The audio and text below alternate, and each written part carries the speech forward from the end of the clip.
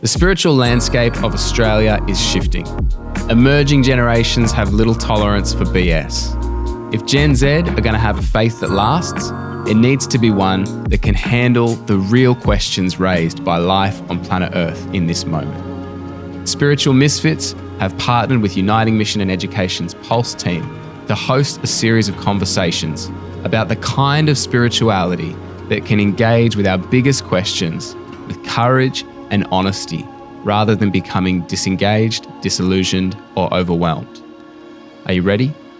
Let's go.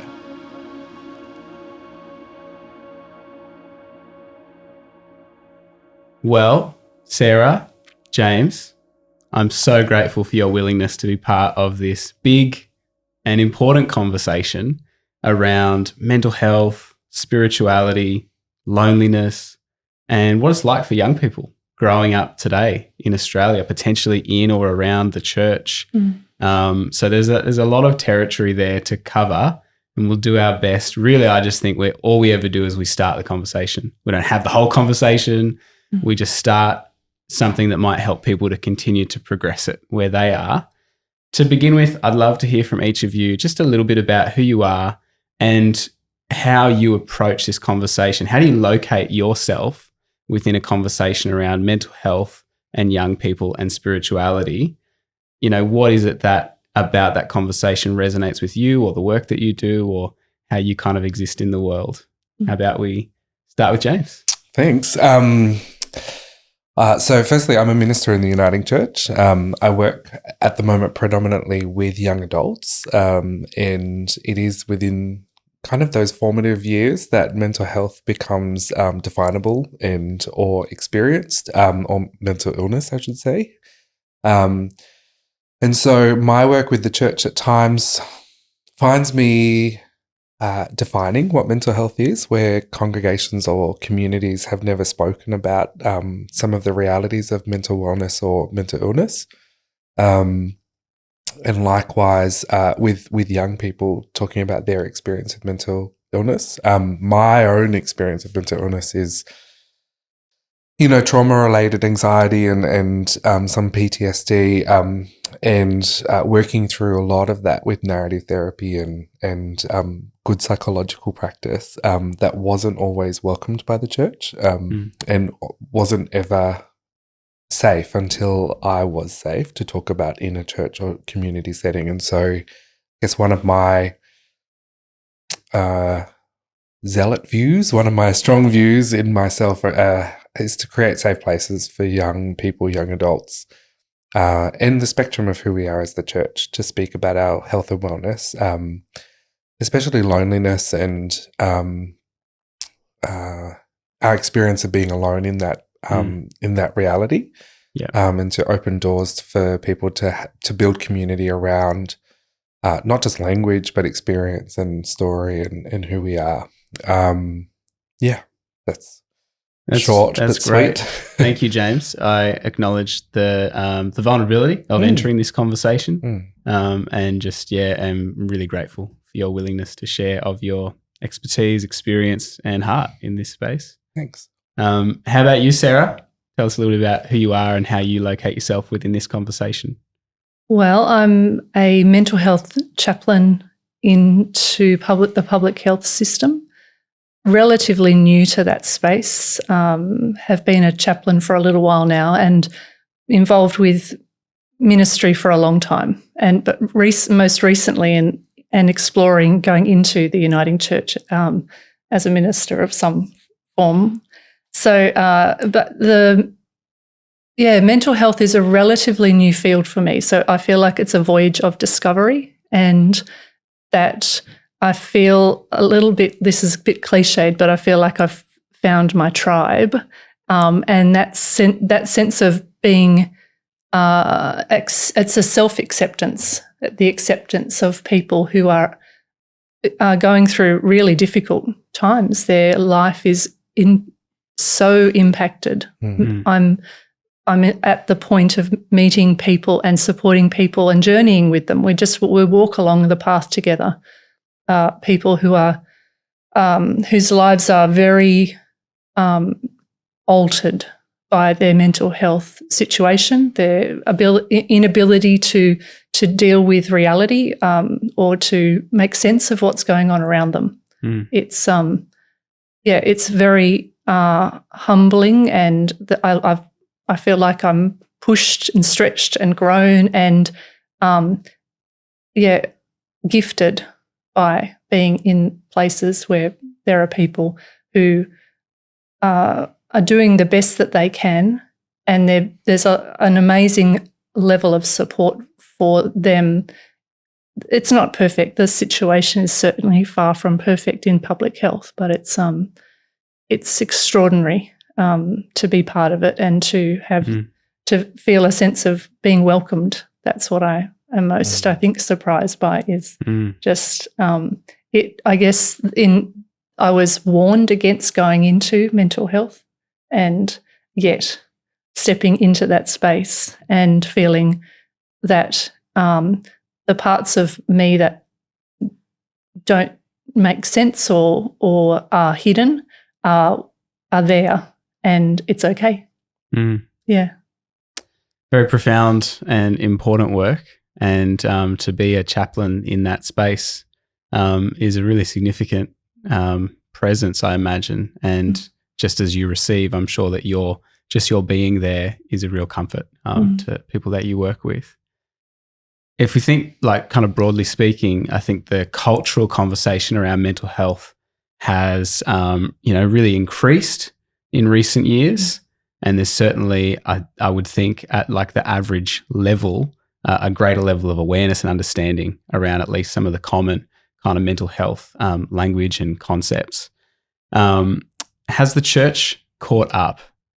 I wonder if you think about your experiences as well as maybe thinking about, what you observe more broadly. Do we feel like the church is kind of having the conversation it needs to be having around mental health, understanding, awareness, education? Or is the church kind of maybe a little bit behind the conversation at a broader level? It's a really complicated answer. You are the church in community, doing the work of the church in community. And so in many aspects, the church has caught up.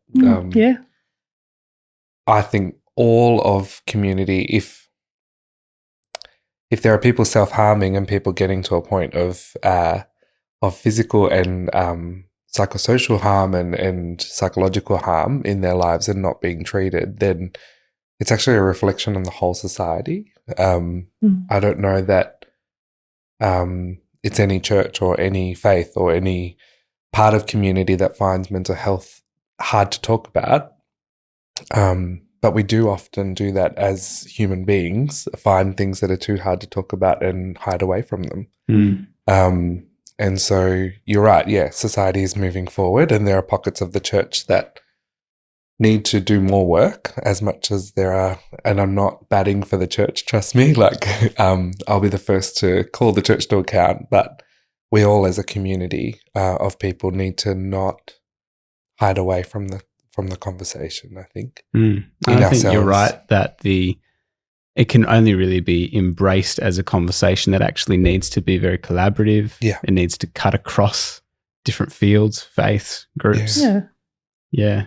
Feel free to disagree, but I think it is a complicated answer. It's not straightforward because it just depends. Depends on so many parts and factors, and there are parts of the church that are more open to this, to being and have greater awareness, and some less. But I think that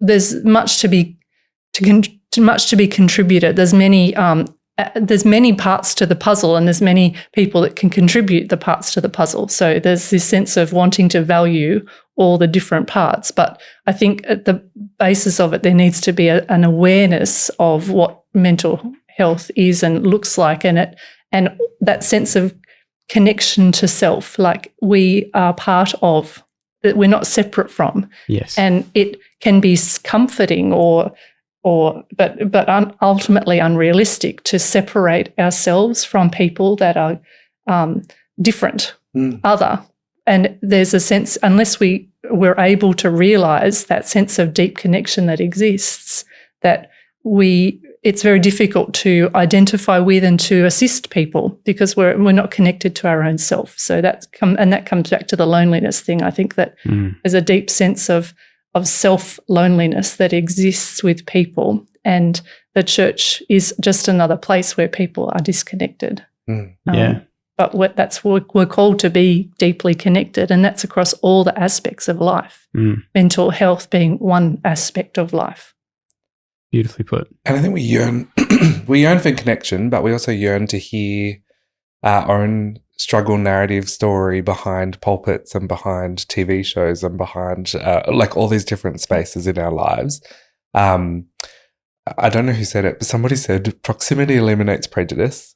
So when we think about mental wellness and mental illness, and the more that we open the door to that conversation as much as we do to knowing our Indigenous brothers and sisters or knowing queer family and so on, and opening the door to those stories, which is what you've just said, I guess that eliminates any kind of prejudicial view that we might have about what mental illness or wellness might look like.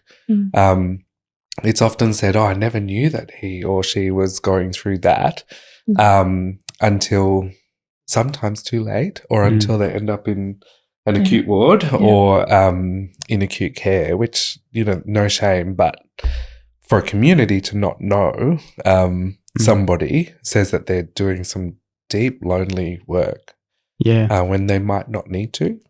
Well, that's the thing, right? It's we know that in every community there are people at all different stages with their mental health and well-being.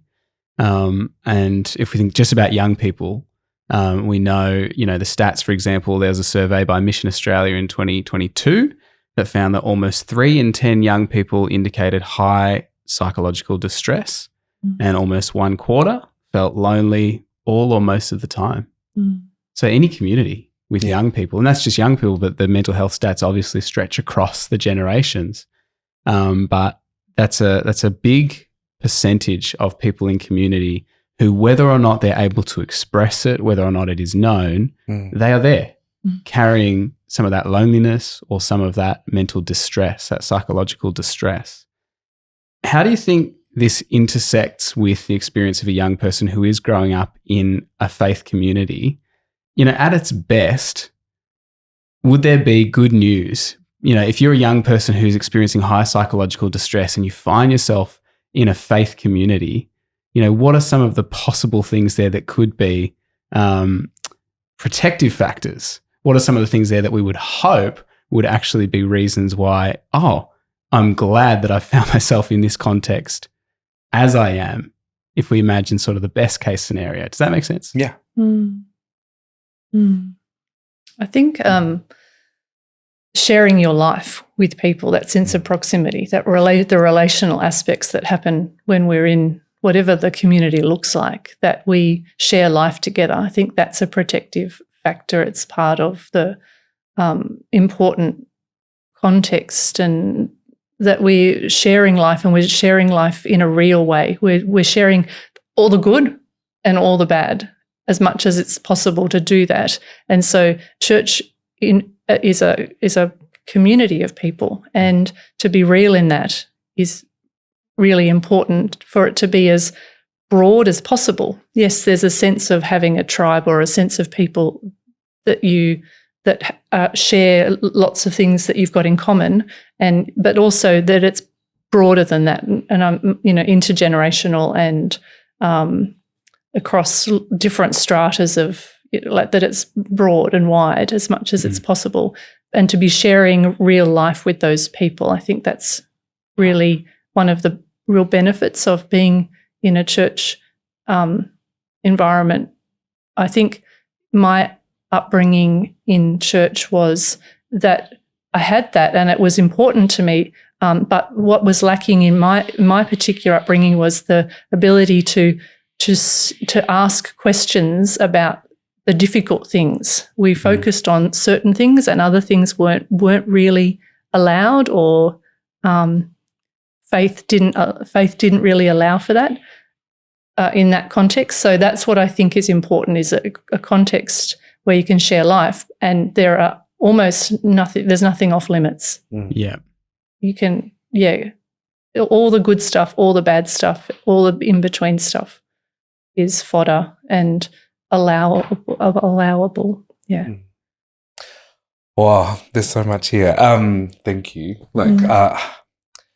In a faith community that allows you to ask questions, like really ask questions, it says that we're all accessing the gospel good news story of Christ walking among us, or story of God meeting humanity in equal measure. Like we're all entering the text at the same point. We're all outsiders and insiders, like reaching into something that's bigger than ourselves. And so me with my mental health status and you with your mental health status, or queerness or straightness or whatever it is, we're all entering the text from the outside. So we're all kind of equal. When we go to the table like that, no one gets crumbs and no one gets the best.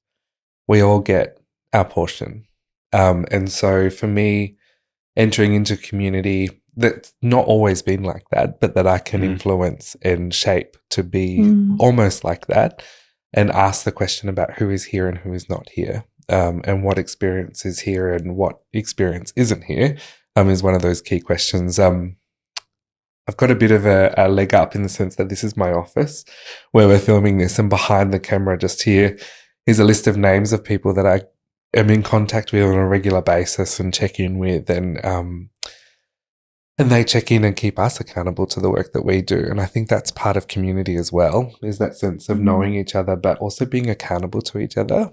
When I am walking through a mental health, I wouldn't say crisis these days, but episode, when I'm walking through my own personal mental health episode, there are 3 or 4 people in the church community that I belong to, that I sing with, that I bring potluck meals to, that I, gather around a communion with. There are 3 or 4 people in that community who will know, who I will reach out to and text or email or call and say, this is happening for me right now.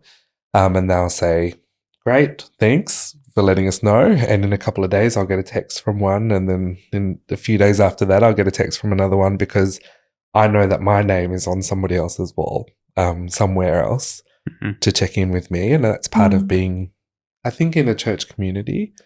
Yeah. That was a big answer as well. Sorry, there was a lot there. Answer. Well, it's a beautiful answer. I mean, one of the things I think is kind of emerging in the conversation so far is that when there is a level of space for honesty and for authenticity in community, that can be such a powerful thing when people feel like they can be seen as they are. The flip side of that, and perhaps this feeds into the loneliness stuff, is that you can be in a community, you can be in a room, and yet you can feel like you are invisible, you are unseen, you aren't able to ask the questions, or you aren't able to say who I really am or what I'm really going through. And so we do have, as well as some significant mental health challenges, we do have this kind of loneliness epidemic playing out right now in Australia, and probably in plenty of parts of planet Earth, really, where we're hyper-connected in some ways and yet alone. I wonder if we could chat a little bit about, in terms of a faith community, what are the things that help to create that sort of proximity that goes beyond just being in the room together, but being able to be honest and authentic? What builds a culture like that? Or what are the things you've maybe witnessed or experienced that actually block that and stop that from being the experience people have in community? I think being vulnerable is it's not easy to be real and vulnerable. I guess it's just to acknowledge the difficulty of that, but that's what draws. It allows other people to be vulnerable. Someone has to lead in that space. And so it can come from so many places within a church community, but it has to be there. It has to be vulnerability. And that Can I add to that? Yes, please. We asked a bunch of young adults and young people what was missing from the pulpit, and they said vulnerability. Mm.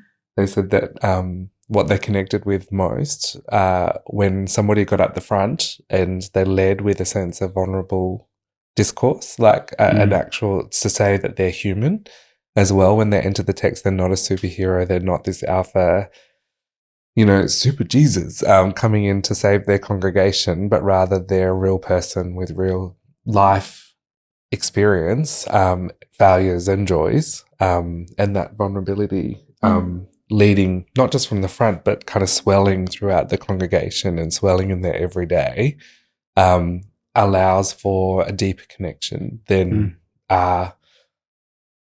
putting on the front, putting your best foot forward. Always, I'm trying to do that now with a blocked nose. I'm trying to, I'm really smart, but like it doesn't really matter. Like leading with that sense of like we all get colds, we all stumble. We all suffer from mental health conditions, maybe not in the sense of it being a diagnosed thing, but that's been a big learning for me is that, and I think it's such a beautiful connection that on the continuum of health, mental health, we're all on it and we move along it, and it's okay to not be coping so well and to say I'm not coping so well, to admit that it's not a failing, it's human, and it connects us. What connects us is all of life. And I think when you were speaking about vulnerability, that it and where does it come from? How do we lead vulnerably? Well, it has to come from lots of places. It has to come from lots of places. It's what I notice is that culturally the church struggles with having a leader, the person at the front that's giving the message or holding the space. It's difficult to be vulnerable without. It's really hard boundary. There's boundary issues there, and it's hard to do it with professionalism, with a sense of doing the job well. Well, what does it mean to be a leader in the church, to hold the authority? Well, I think my sense is that we look to Jesus in that space because he did hold the boundary there. He was able to do it real, authentic, vulnerably, but with strength, with a sense of knowing boundaries and not being dangerous, at that sense of safety as a person. He didn't expose. It's a really tricky thing to try to, but it can be done. Mm-hmm.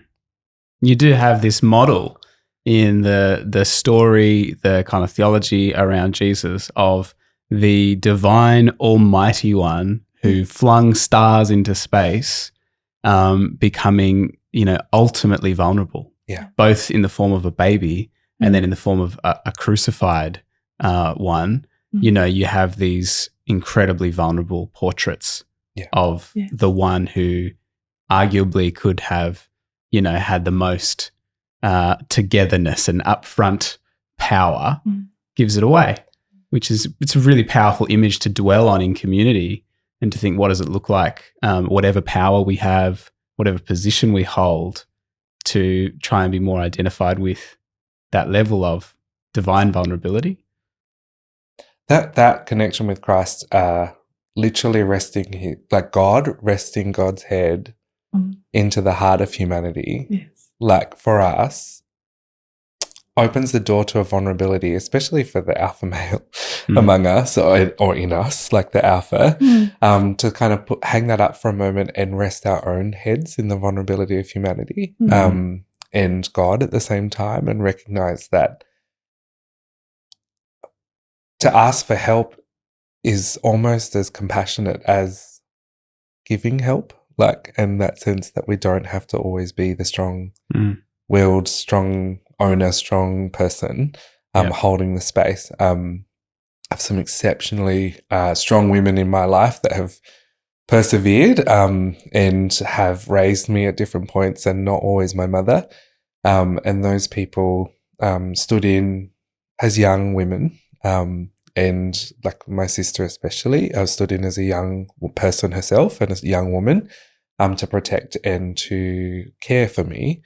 But likewise, since she's had children, she's reached out to me and asked for rest and asked for help, and for me to come and pick up her children. And for her, that vulnerability broke me, like in the sense of this beauty of being able to step back into caring for. And I think that is, don't do it alone. Like if you're like, this is, you can say it again and again and again. We all have experience where we've been alone and we've been doing it tough. We've been walking through the shadow and so on, and screaming out to God, like, where the hey are you? Like, heck, hell, where are you? Enter swear word here. And not seeing that our sister, our brother, our pastor, our minister, our friend, our loved one, our like neighbor next door, is waiting to be broken open and ask for help. And the opportunity to stand alongside you, whoever you are, is an honor and a joy that calls me each new day into the ministry of this place and these people. Yeah. It's a redefinition when you're speaking. It's a redefinition of what is strength.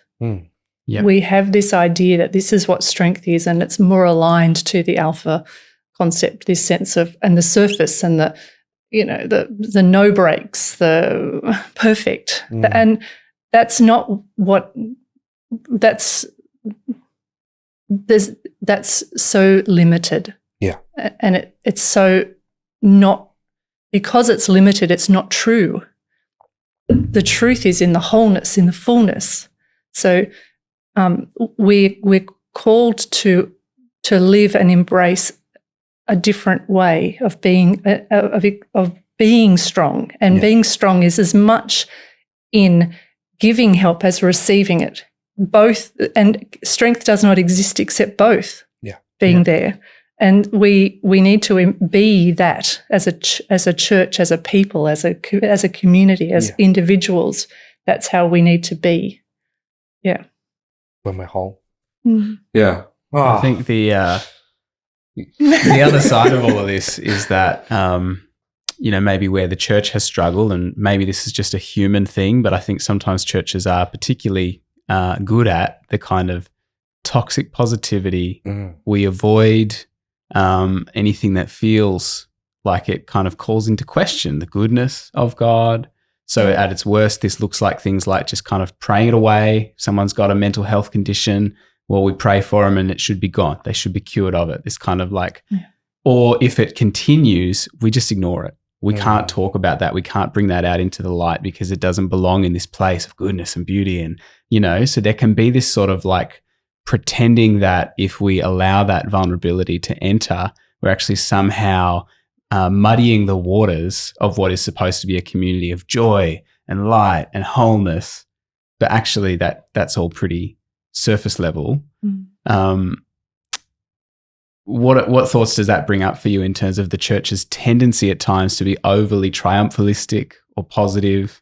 How can we create more space for the difficulty that's not a distraction from the goodness of God, but maybe the place where actually we experience it most tangibly? My response is that it's experiential. That's become my sense of it, is that it's not a head trip.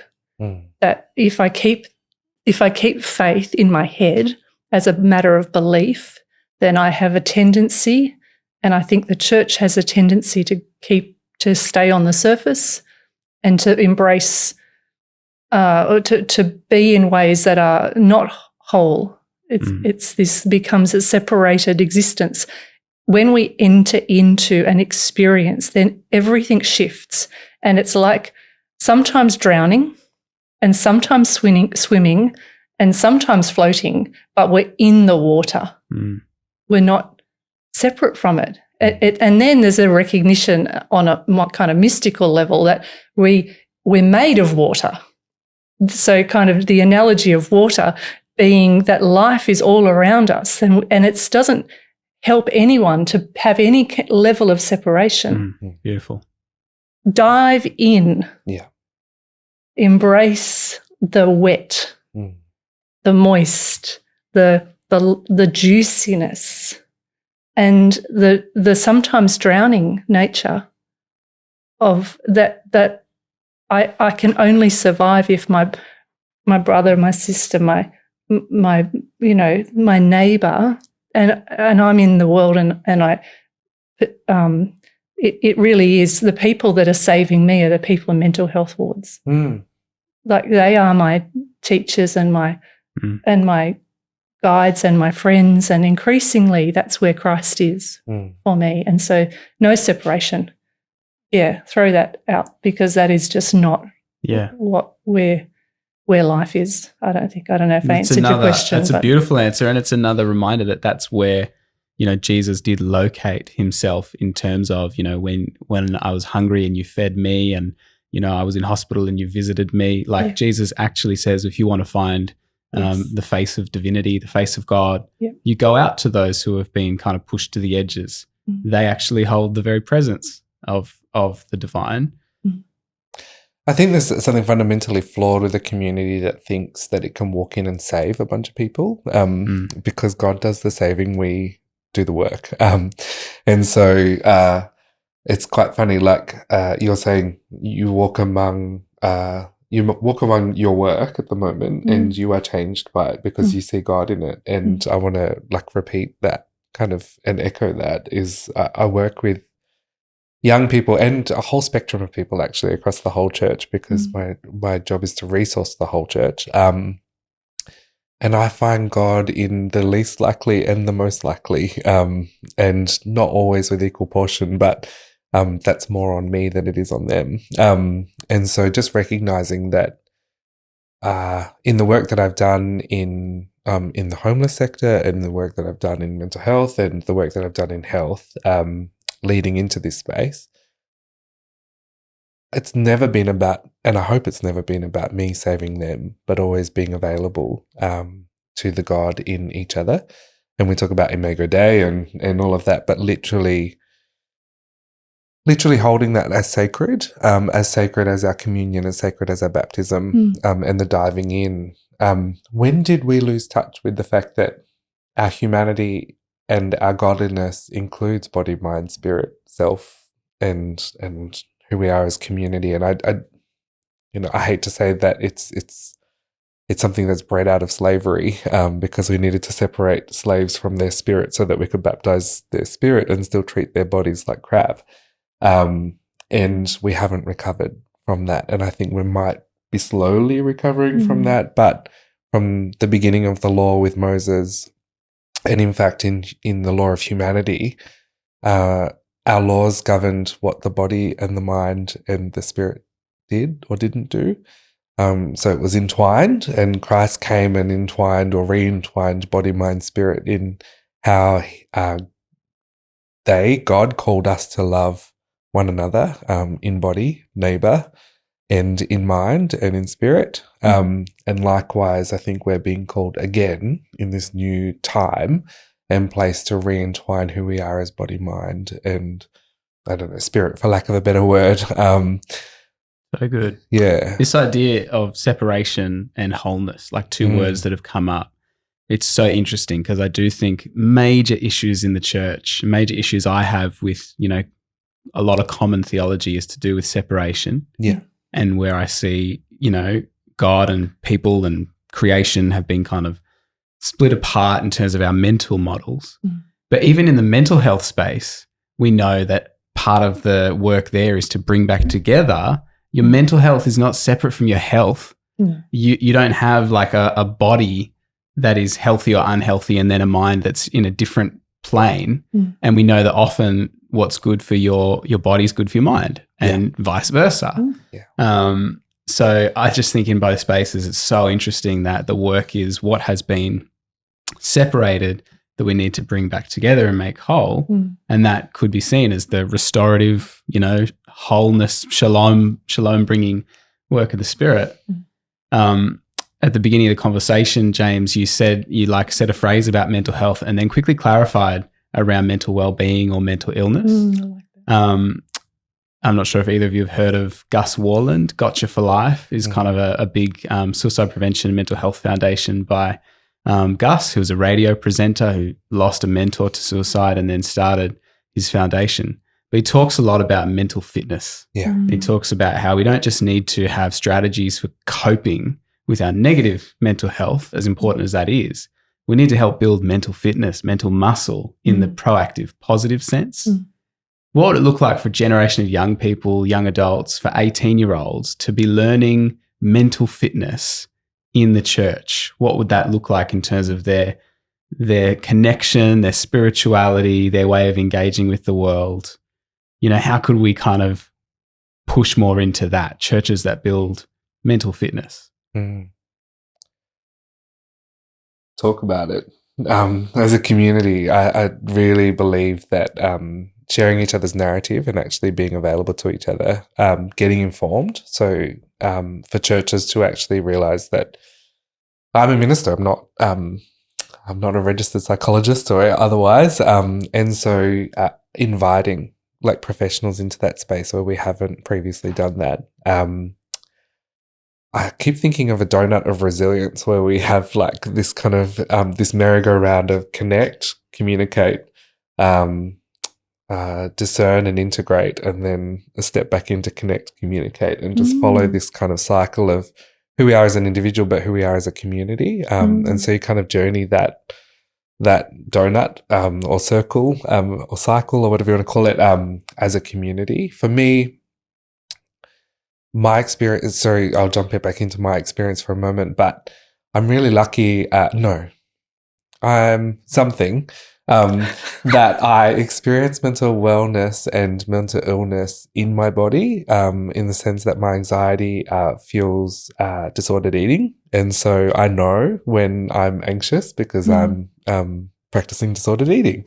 And so my mental fitness comes into question with my physical fitness because I start to feel unwell, tired, and to recognize the signs that my body is not being fueled how it needs to be. And so there's this, it had to happen hand in hand, that my physical and my mental fitness had to literally go hand in hand. And so that cycle that I just spoke through was something that I had to really build a community of people, faith, because I needed to integrate who I was in God's eyes, because there was this huge shame gap between who I thought I should be and what I should look like and what I should be doing and all of that stuff, and what I was or wasn't. And so this huge shame gap happened. So I needed to fill it with faithful people and with nutritionists and with psychologists and with PT and like all of these other people. And suddenly the shame gap ended up being my communal like interaction. And so maybe that's part of how we can be community. I hope that. And it's a great example. And you're not the only one, James, who, you know, there are clues in your body. I mean, it's true for everyone, right? Clues in your body for whether your mental, you know, state is unwell or well. And to help people have an awareness of, you know, your spirituality comes down to being able to recognize how what your body is asking for is a valid request. Yeah. So answer it and be well. Yeah. In the name of Jesus, kind of thing. Yeah. Yeah. What does that bring up for you, Sarah, as you think about mental fitness and how we kind of increase that in communities? One of the areas that I've found very helpful for my own sense of connection, that sense of integration, is spiritual practices. And it's something that I feel is like this hidden treasure that we can bring into the conversation and into practice. It's a practice. It's that sense of building the muscle or the fitness. When you spoke about fitness, I think about, well, the way that we get fit is to do something, to repeat it over and over. And so practices are those things that out of the traditions. And for me, it's not just Christian traditions, it's across all spiritual traditions because there's so much similarity and so much beauty. So that's what I have found for my own self on my own journey of becoming an integrated person, or all the levels of myself kind of being valued and being connected, becoming more connected. And it's something that I'm seeking to bring into the mental health spaces, because in the mental health context where I am in hospital, it's the focus is on mental health and stabilising that, often with pharmaceutical interventions as the kind of mainstay, as well as some psychological elements to that as well. Then it's a hospital environment, so the body is, or the physicality is part of that as part of it, but not the focus, but it's there. But anything other than that is not considered. So it's about trying to figure out ways to bring other aspects that give people something that they can focus on. So personally, labyrinth walking has become important, and it's there's an amazing wisdom to that, which is bodily, which is mental, which is spiritual. There's this kind of holistic nature to it. The practice of Dardidi, the Indigenous practice of deep listening and inner stillness, and meditative practices, mindfulness practices, all of these are, there's so many. The world's spiritual traditions are full of ways of becoming whole and healthy across all of our whole self. So that's what I think the church, if we're going to create spaces, I think that we need to be looking to bring back some of these into our common practice. It's not just a head trip. Yeah. We need to seek ways of integrating. And there's very little time for humanity to just stop at the moment and to be present to one another or to themselves. Yeah.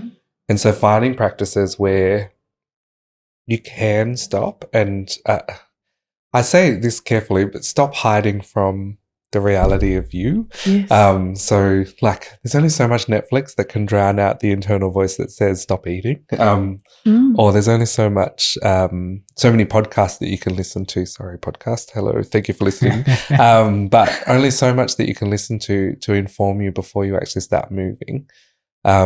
My trip was the fully embodied practice of me praying was actually stepping into an MMA ring and having somebody with a bamboo stick like hit me until I was really present, because I was really obnoxious and I wouldn't be present otherwise. And so it took that for me to find meditation and to find self and to kind of sit in the discomfort of who I was at that time and where I'd found myself. So find the right exercise or right thing for you that actually works for you and for your community. And it will be different. As I say, it's different for everyone. And the practice is something that you're going to build a habit to. But I think what happens when we put ritual to something, and I'm not talking candles or bells or whatever else. It could be though. Yeah, it could be. Yeah. Like ritual's ritual, but it's individual, it's personal, and it's communal as well. And you attach this meaning yes, that it's says this is how vessel, I connect. a vessel of meaning. Yeah. That's a ritual. Yeah. And you step into it. And for me, stepping into a boxing ring was going up and seeing the person I trusted with my life, literally, and nodding and acknowledging them, and then bowing towards the person who I was about to face, and being present to them. And that ritual created a deeper meaning for me to step into that. And now I've carried that into other aspects of my life that gives me resilience and integrates a sense of taking my wellness with me. And so finding those beautiful things. Yeah, it is. It's so personal. In a mental health context, I will say to people, because it's multi-faith, it's all faith and none, it's so it's not just the things that we find useful that come out of the Christian tradition, though they are beautiful and they do speak of depth. But I say, and I know that people that aren't watching this can't see it, but I always use the gesture of the golden thread, that which is meaningful for me and for other people as well. But the sense of being drawn or invited into life. And I say to people in the mental health context, where is the life for you? Go there. Go where the life is drawing you. And it might be in the boxing ring. And that's just, I love that that sense. It's so cool. Good fun. I'm a Tai Chi person. So, there's a connection between those two things, but there's a physicality to them. For a lot of people, it's in nature. That's where, and it's easily accessible. But you do need to make time you need to give it. And I find that the spiritual journey is characterized in one way by forgetting and remembering. And that cycle of we lose our way, we get distracted, whatever's going on, but part of the journey is to the return home, that coming back to self, whatever that looks like or whatever it is. It has to be, though, becoming connected to your being. Yeah. And it's so important on that journey to not forget, but definitely forgive yourself and make room in yourself and in your community to forgive each other. There's this ritual that we do every week in a church where we come together and we acknowledge the forgiveness that God gives us. But I try and remind communities when I'm leading, definitely, that they're allowed to forgive themselves and to let go. Yes. Because we hold on to, I think in our common breath as a community, we hold on to a lot of pain that we've inflicted on ourselves and others. Yes. And giving us that space to let go creates new space for that coming home business, which we should all sort of sit in and practice. In some way, shape, or form. Yeah, it is. It's a difficult thing to do, and it doesn't matter how old you are. We get shown to live like that by our formative people. Yeah, and so we learn that that's the way to be. It's not good, though. It's not a good way to be, and we practice it over and over again, and we're surrounded by it by all the people, and yet part of what I think God is calling us to do is to be people that live differently in a place where we are forgiven, and we live that and we practice it and we inhabit that space and we do the hard work of it. Of accepting that. That's that call and response, that accepting again.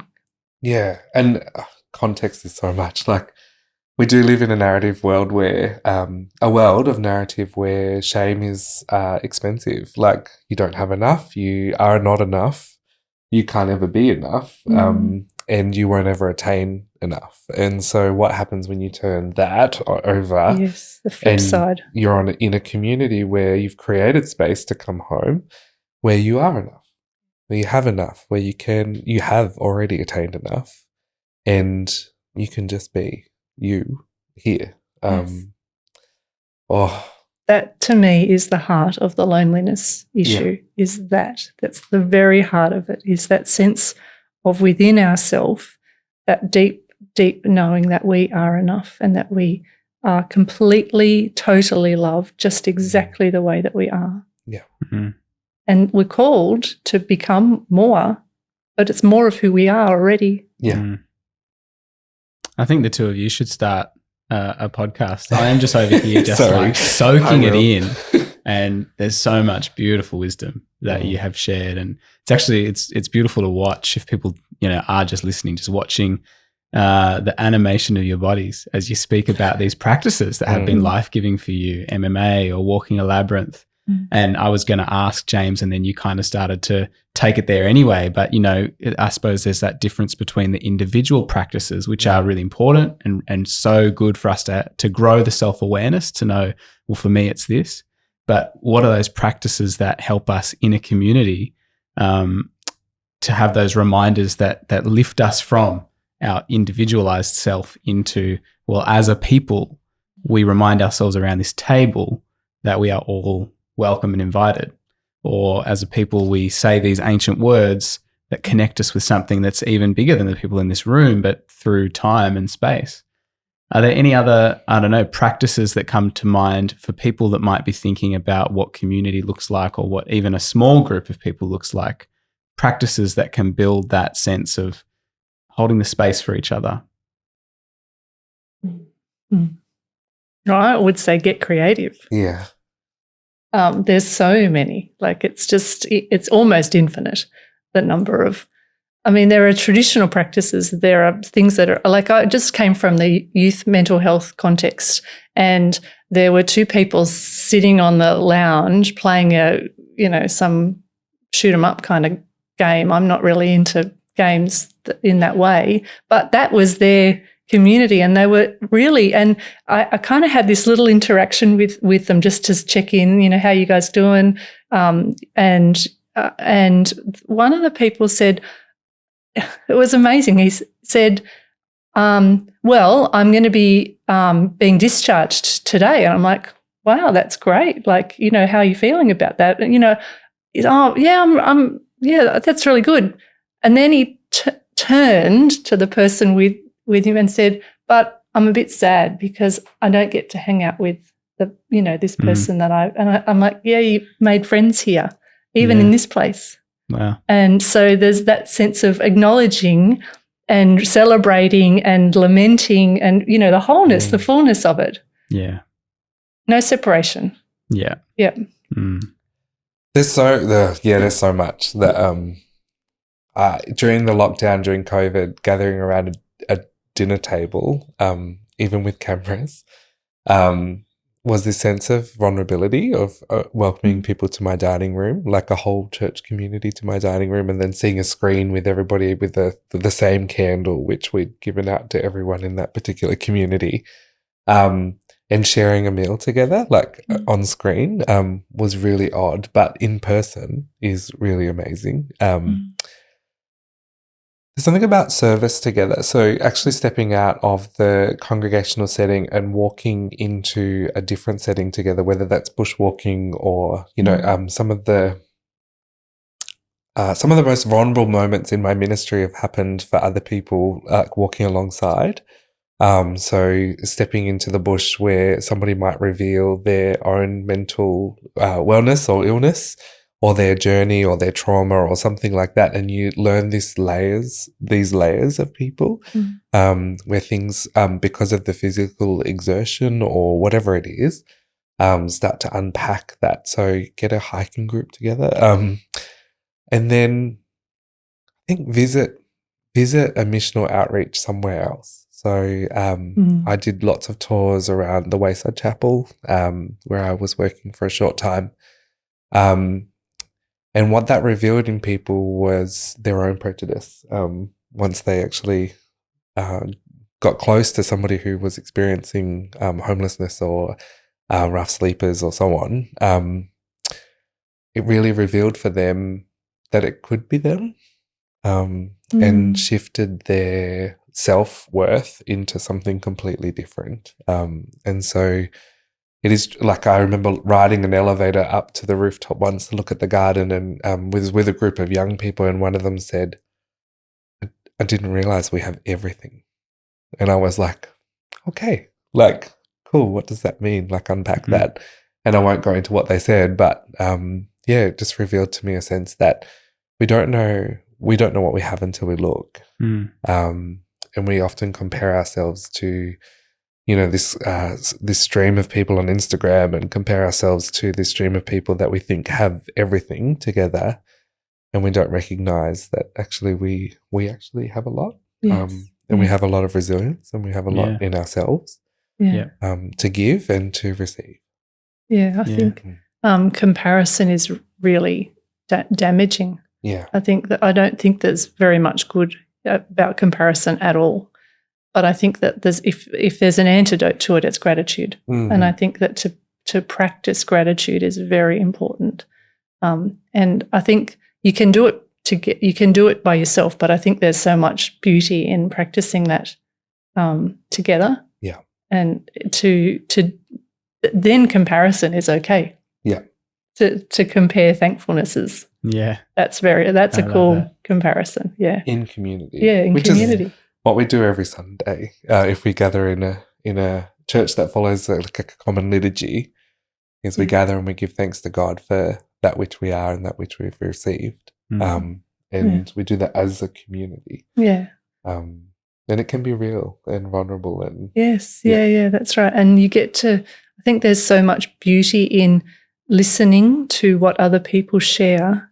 And if that's what they're thankful for, but it gives the breadth of, because, everyone is thankful for different but similar. We have that sense of the uniqueness and the commonness that's held in that space. So, I think, and I really agree with what you said about serving. I think that, and putting yourself into a place of being vulnerable, that's that sense of step into that where there's a little bit of, I'm not so sure about this. So not, holding safety, like don't step into danger, but, and know your own, that's too far for me, or, that, and being with other people that can support you is important, but to step into the space of, I'm not comfortable. I think there's a fallacy about comfort. Yeah. Life is not about comfort. Yeah. That's danger. If you're talking safety and danger, spiritual safety is a safe place is spiritually dangerous. So I think step into that where you go, I don't know about this, and the revelation, the enlightenment that comes, the sense of becoming more open, increased capacity, all these things, there's spiritual things that happen. And it gives perspective, which I think is so good for our mental health, to be able to see the breadth of life. It's not just our little section. That's not the only perspective there is. There's your perspective. There's your perspective, and there's the perspective of this whole community that I've stepped into. Oh, okay. Yeah. Well, Sarah and James, thank you so much for this very rich conversation that, we're talking about heavy things, but I feel light as I hear all of the ways that we've described in terms of, allowing people to become more fully who they are and to step into that wholeness and to do it in community.